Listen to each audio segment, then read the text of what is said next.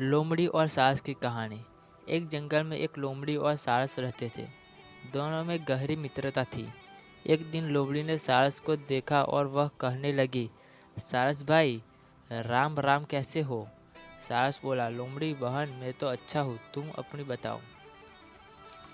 लोमड़ी को सरसत मुझी और वह कहने लगी, सारस भाई, मैं तुम्हें अपना घर दावत पर बुलाना चाहता हूँ। कल तुम मेरे घर भोजन करने आना। दूसरे दिन सारस लोमड़ी के घर भोजन करने पहुंचा।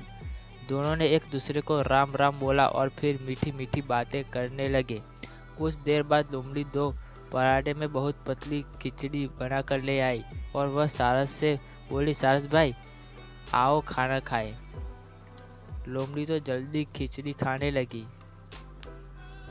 लेकिन सारस की लंबी चोंच में खिचड़ी ना आई और उसे खिचड़ी ना खाते देख लोमड़ी मन ही मन बहुत खुश हुई और झूठी चिंता दिखाते हुए सारस से पूछने लगी कि क्या बात है, तुम्हें पसंद नहीं आया? सारस लोमड़ी की चालाकी समझ गया और थोड़ी देर बात करने के बाद उससे लोमड़ी को बोला कि कल तुम मेरे घर खाने पर जरूर आना। लोमड़ी ने कहा, हाँ, मैं जरूर आऊँगी। सारस ने मछलियाँ पकड़कर दो तंग मुँह की सुराहियों में डाल दी। जब लोमड़ी आई तो दोनों ने एक दूसरे को राम राम करी और बातें करने लगे। कुछ देर बाद सारस सुराही उठा लाया।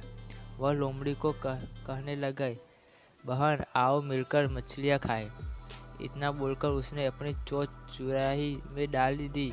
वह मज़े से मछलियाँ खाने लगा। लोमड़ी का इतना बड़ा मुंह सुराही के छोटे से मुंह में जा ही नहीं पा रहा था। वह सारस का मुंह देख रह गई। अब सारस समझ गई कि लोमड़ी ने अपना बदला ले लिया है।